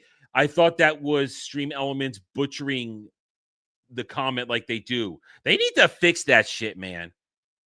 Stream Elements really needs to fix the garbled characters sometimes that happens in that stuff. They need to fix that. That's annoying.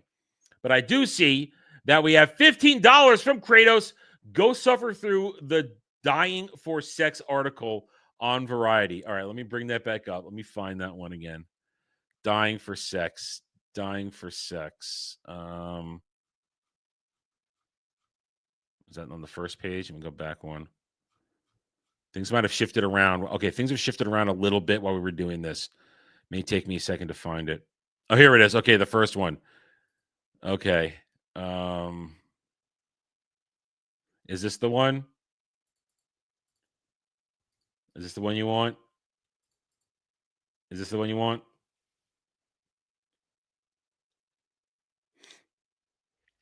Because there were two of those ones mentioned, but I think this is the one you want. Because I can already see these guys are just douchebags. I can tell by looking at them. Anyway, okay, so I guess we're done with Balloon Boy. Let's make sure. Let me make sure. Let me go back 1 second and let me make sure.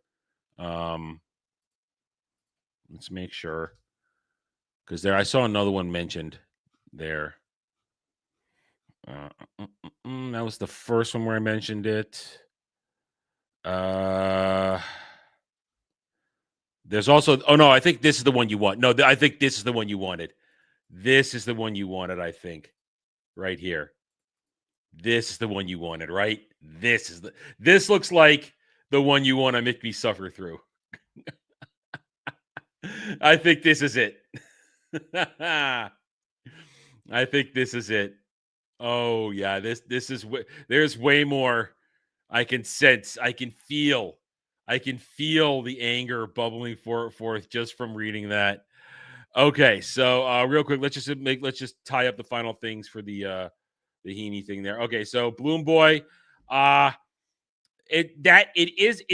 just say Balloon Boy is a fascinating story of government corruption, local government corruption, and people who are retarded.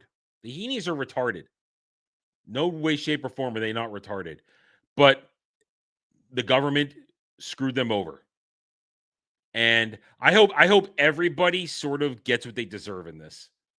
Because I don't like anybody in that story at all.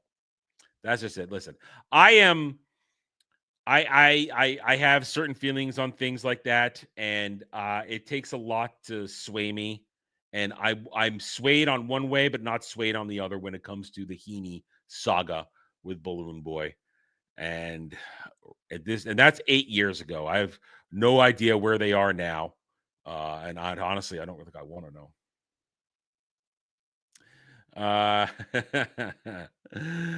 Listen, I was watching. I was there last night when they were talking about self-censoring on Weekend Pregame. Sometimes, if you're in the YouTube game, you have to self-censor to protect your channel. Now, when like that one video they showed last night of that one chick, her self-censoring, she's just being stupid, that crazy woman. But we have to self-censor to protect our channels. It's just a game. And you play the game to win the game. There'll come a point, hopefully, where we don't have to self-censor anymore. But self-censoring, it is a way of life when you're a YouTuber to protect your channel. So it both sucks, but it is a necessary evil right now to survive.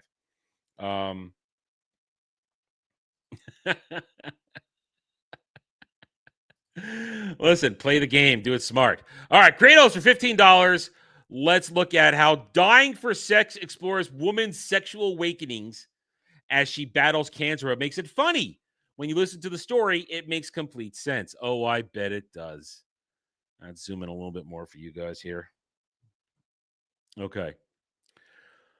Women with sexual desires usually have to be played on TV series for the humor, casting the thirst for sex as something that is traumatic and as a mask of old trauma or as a substitute for some unfulfilled need. But for the most part, not much fun. What? What? Wait a minute. Oh, I already have a problem with this. What TV are you watching where sexual desires for women, for humor, must be done as a traumatic to mask old trauma or substitute for unfulfilled need? What television are you watching? We have had well over 70 years of television at this point.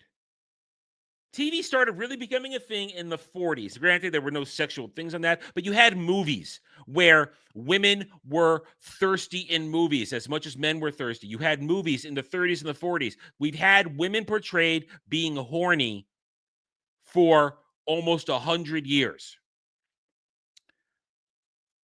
This is total feminazi bullshit right here.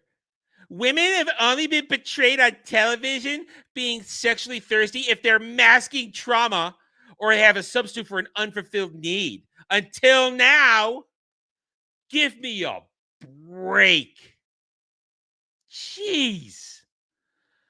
This year, though, such projects as Bridget Jones, mad about the boy, save me from the Bridget Jones franchise. Good Lord. A fugly Renee Zellweger was always fugly. Don't try to tell me otherwise. A fugly Renee Zellweger constantly being sought after by handsomer men. Ugh. Save me from that stupid franchise. And Dying for Sex treated the desires of women over 40 with maturity, respect, and yes, humor. But the laugh with your friend kind and not the laugh at kind. Once again, I state, this person, what's her name? Carol Horst, clearly hasn't ever watched a movie or other television in their entire life. Ugh. Don't forget the original Thirst Trap. Juliet goes all the way back to Shakespeare. Yeah, there you go. How about you can go back to Shakespeare and find all kinds of thirst traps. Hell, Titania in a Midsummer Night's Dream. She's horny as hell. Titania's horny as hell. This is such a modern day take, if I've ever heard one. It's rather revolutionary concept right now to acknowledge that women have sexual appetite. Oh my God. You know, there's such a thing as lesbian porn that exists, and they're all thirsty for each other in lesbian porn. This is so stupid. Just stick your head in the ground and pretend the world doesn't exist and women aren't as horny as men. Women are just as horny as men. I'm going to blow it out. The Full Monty. The women in that movie are all hooting and hollering for those dudes to get naked.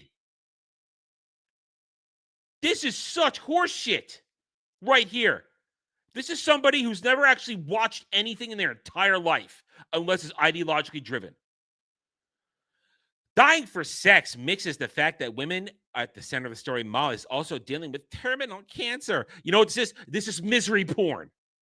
This is misery porn. Magic Mike, thank you. Yeah, Magic Mike. Another thing of women just being horny with no trauma attached to it. Thank you. Showrunners and veteran comedy writers Elizabeth Merriweather and Kim Rosenbach. What did they do? I'd like to know what they wrote. Hold on. All right, hold on 1 second. Let's go 1 second. Let's see what Elizabeth Merriweather and Kim Rosenbach have written. I'm curious now. Let's go to IMDb and find out what they've written. I need to know. I need to know what these veteran comedy writers have done. 1 second here. Got to turn off all the stuff for no script and this and that. Okay, well, no, we want writer. Wait a minute. Okay, here we go. Writer. We don't care about what she produced. We care about what she wrote. Okay, here's, that's one. Let me get the other one. Hold on. Let me get the other one. We want to be fair and balanced here. Give them their chances to be called out. Get both their chance to be called out. Okay. Oh, wow. These venerable writers. Okay, first, Elizabeth Merriweather, who's the senior in this, it seems. She wrote Untitled Liz Merriweather Project, and she's been writing since 2008. Twilight Chronicles, never heard of it. Children's Hospital, never heard of it. No Strings Attached, a shitty movie with, I believe, what's her name? Oh, shit, you're right. I know this movie. Hold on a second. I know this movie. Yeah. It's just Ashton Kutcher and Natalie Portman having a casual sex movie. Wait a minute. So you wrote a movie where they were having casual sex. I've seen this movie once before. It's a movie about casual sex. There's a movie. This person you're praising for writing this stuff. Oh my God, no. Oh, she wrote all of fucking New Girl. That atrocity of a show. Bless This Mess, another atrocity of a show. Single Parents, I know of it. Who cares? So this chick's done a lot of writing, but she's written a lot of shit. She's written slop. New Girl is slop. New Girl is millennial slop. And the rest of this stuff is also modern day slop. So she had nothing. Let's check out the other one. She's wrote a total of 6 projects. Oh, this one worked on the New Girl slop with her. Glow, which was all about titties. Glow was all about getting them wrestling chicks naked in that show. So these chicks have worked together. Only Murders in the Building. Only Murders in the Building is an abomination of a show. An abomination. A last gasp for Steve Martin and Martin Short to be relevant. And to give Selena Gomez something to do. Give me a break. So these two chicks have written absolute slop. None of this is true comedy. So to say that these two are veterans, comedy veterans, yes, they are veteran writers. They've been writing for a number of years and clearly written a lot, but they're not good at what they do. Zooey Deschanel is hot. When Jet and I did Take a Hitchhiker's Guide to the Galaxy, I made it very clear. I was a very big Zooey Deschanel simp for a while. I would do all kinds of things. I would love to be the meat in a Deschanel sister sandwich. I made that clear during that discussion. But that doesn't change the fact that New Girl is slop. Complete slop. So these two writers adapted the series from Molly Kochen and Nikki Boyer's podcast, which dealt frankly with Kochen's cancer and her concurrent sexual awakening. Oh my God, it's reality based on probably some fugly chick who got cancer and suddenly wanted to get effed before she died. Oh, jeez. And her and Boyer's enduring friendship. Kochen died in 2018. Okay, I feel a little bad for making fun of her, but still. This proves my point. This is misery porn. All people like this chick right here want to get off to sexual misery porn.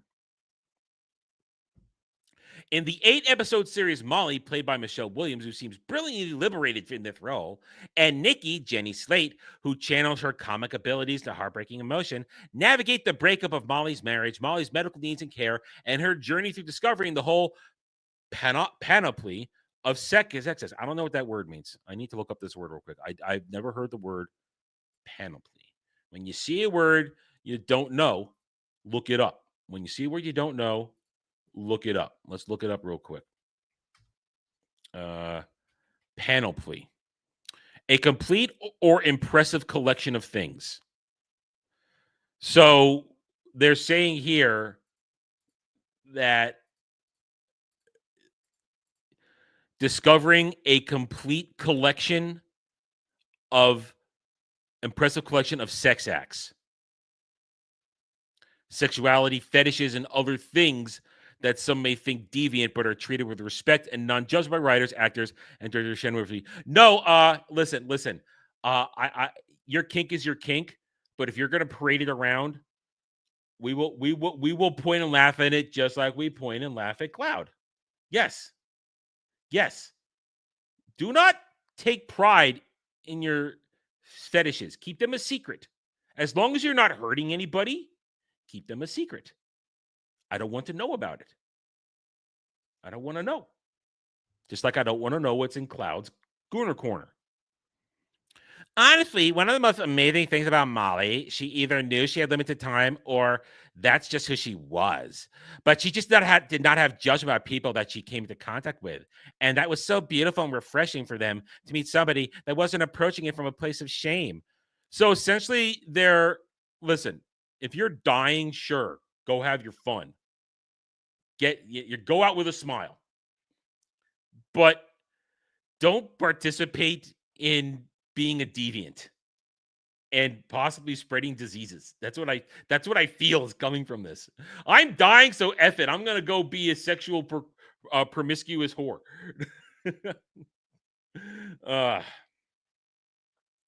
And dying for sex is quite funny too, but Meriwether notes that it was very important that she and Rosenstock never made fun of anybody's wants. You know, it's okay to laugh about the moment and the fact that we're humans and that we're awkward, but to never make fun of sort of strange things that we all desire.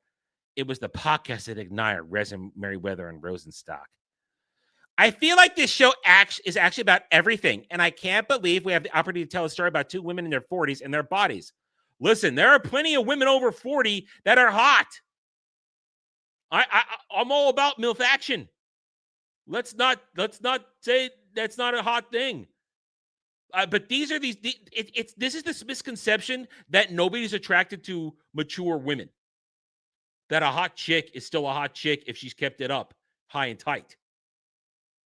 Let's not feed into these lies that we have to explore to middle-aged women who one dying in order to talk about hot mature women having sex.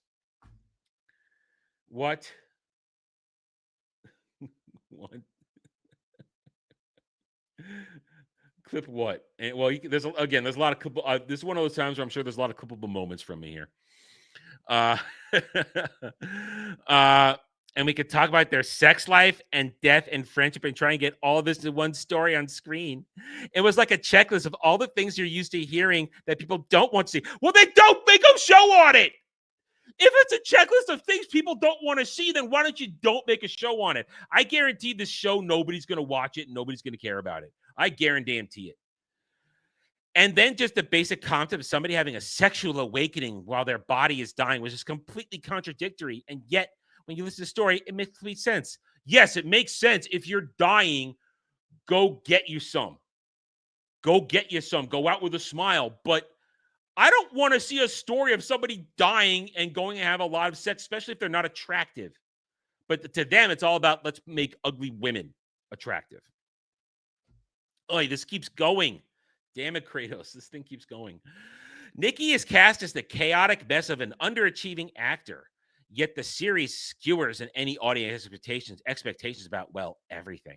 In an early scene, Molly unknowingly records herself on a laptop masturbating, and the video gets held for cyber ransom.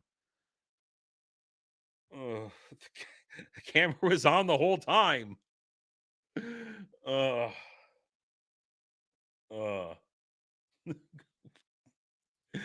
don't want to know.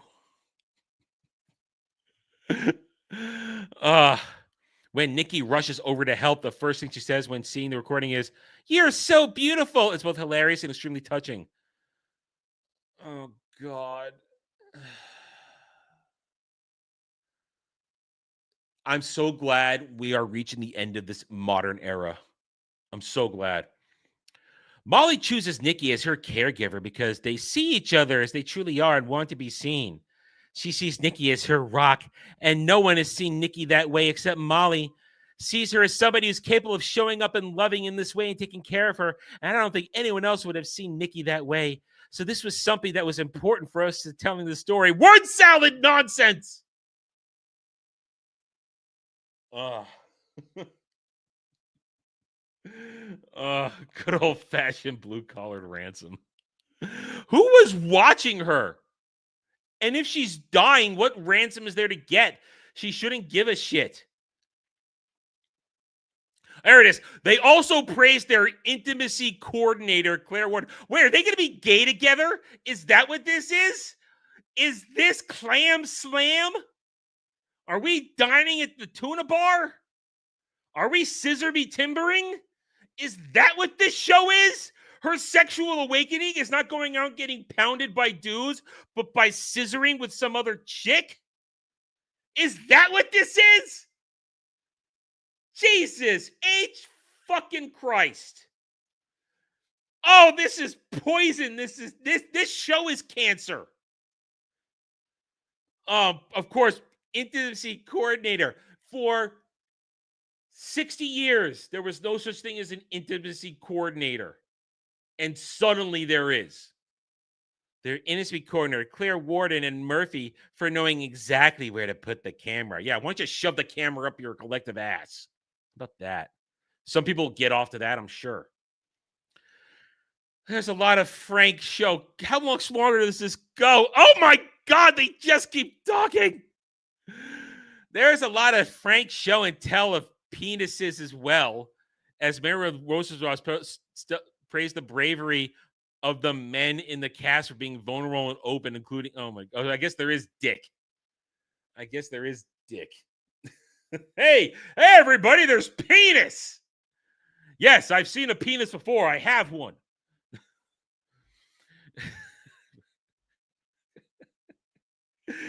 Mary Rosenross praised the bravery of the men in the cast for being vulnerable and open. I bet they're all gay. As Zach, including Zach Robidas, whose fetish is penis.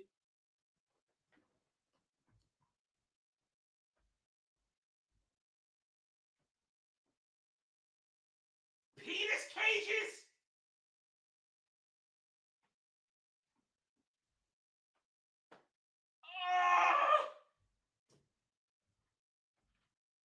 Serenity now!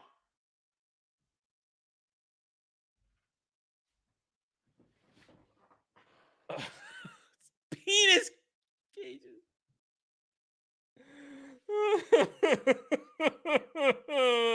Make it stop. Oh. I'm actually now laughing more at this right here.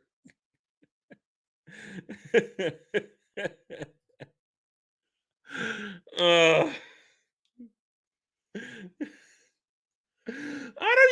don't even know what a penis cage is. There's only one cage I want to put my penis in, and it's attached to a woman. That's the only thing I want to put that's the only cage I want to put my penis in. Rob Delaney, with whom Williams discovers her inner dominatrix, of course. Dommy mommies. And Conrad Ricamora, who plays the man whose fetish is to dress and act as a dog.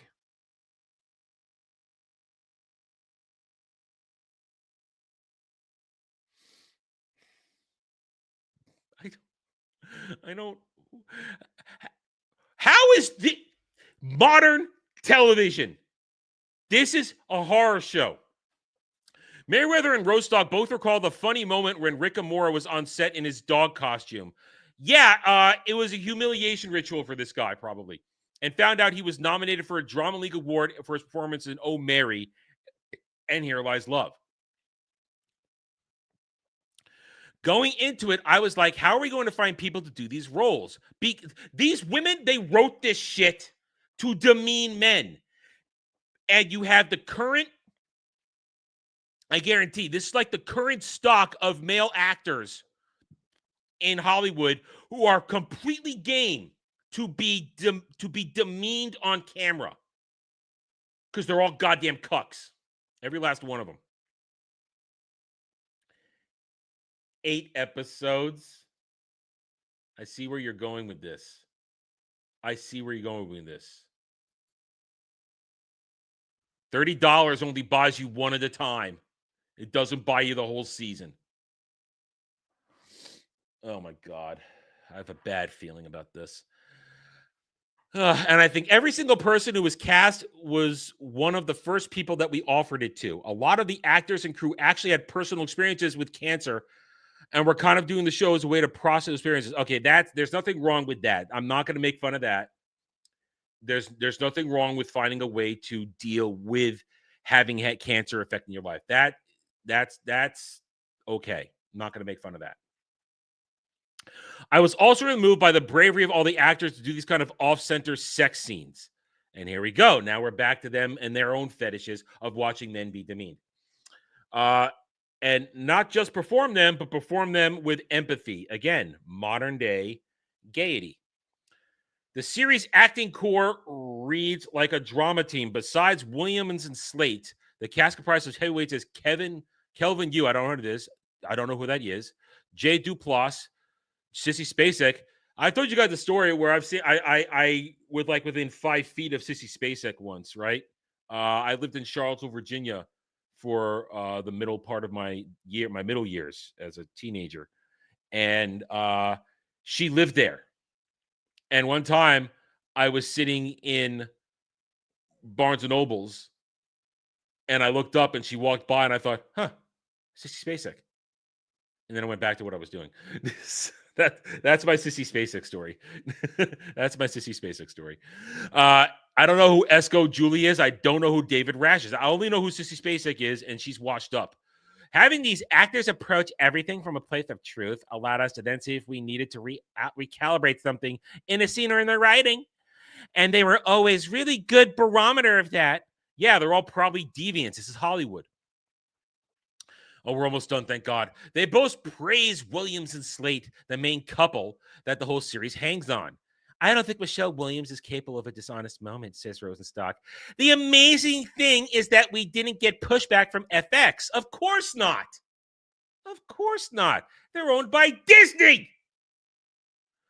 We got, in fact, the opposite, which was support.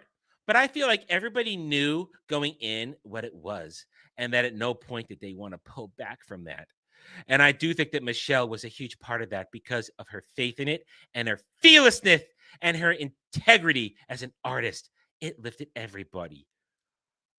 We are dumber for having read about this.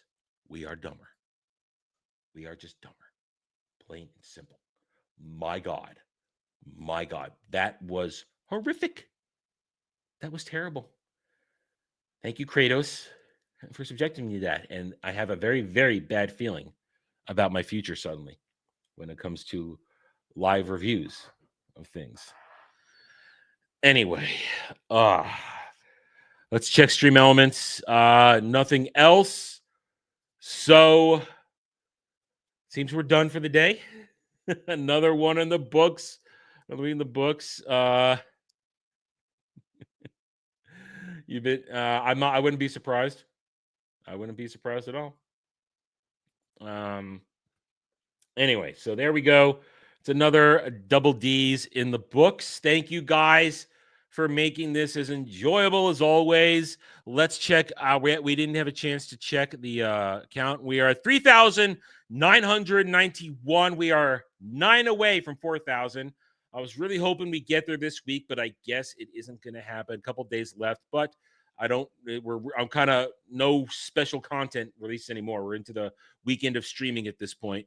So anyway, but thank you guys. This show is only running because you guys are helping me out so much.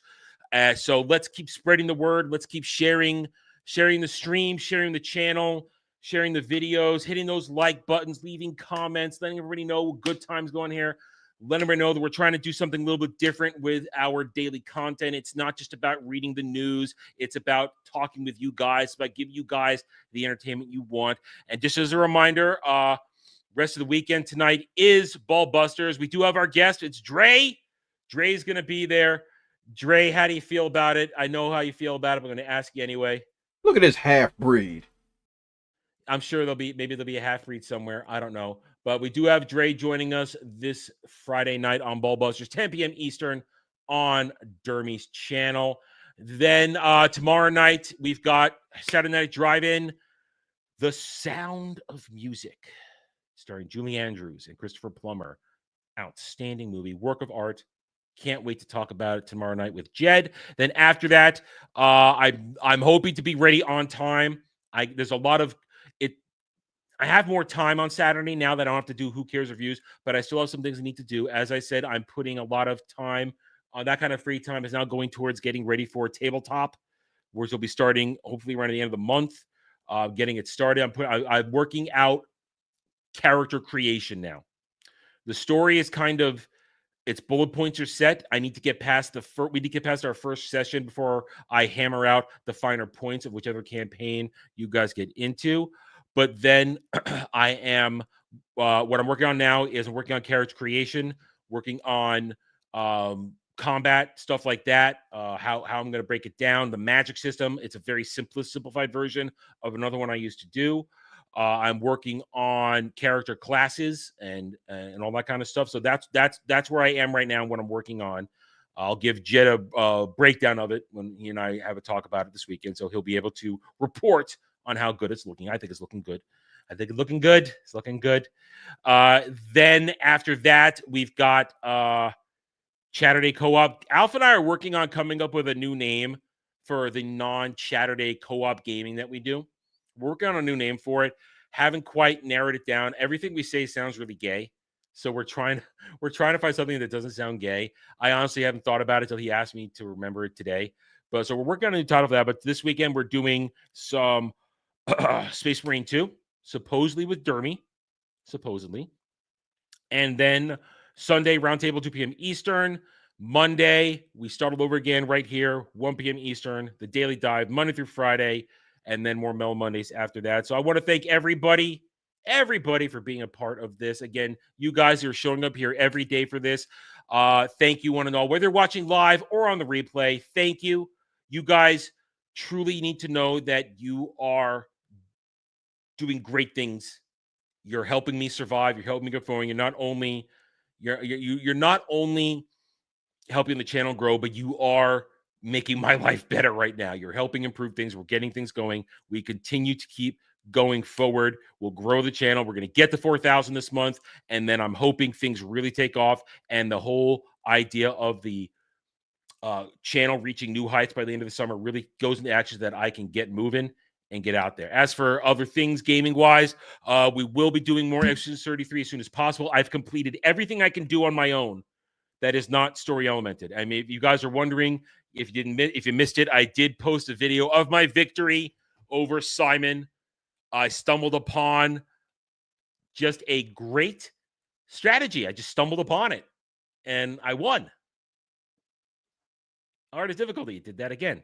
Good job. Anyway, let's hang on a second. Let's just fix that. God dang it. I'm I bump it, and I knock the USB stick, which is where all my pictures are that I put up here, and I knock it out, and we have to finish strong. Got to finish strong. Anyway, all right, guys. So we are done here. Thank you, one and all. Hit that like button. Thank you for all your support. I will see you guys on the next stream or video. Until then, guys, take it easy, everybody.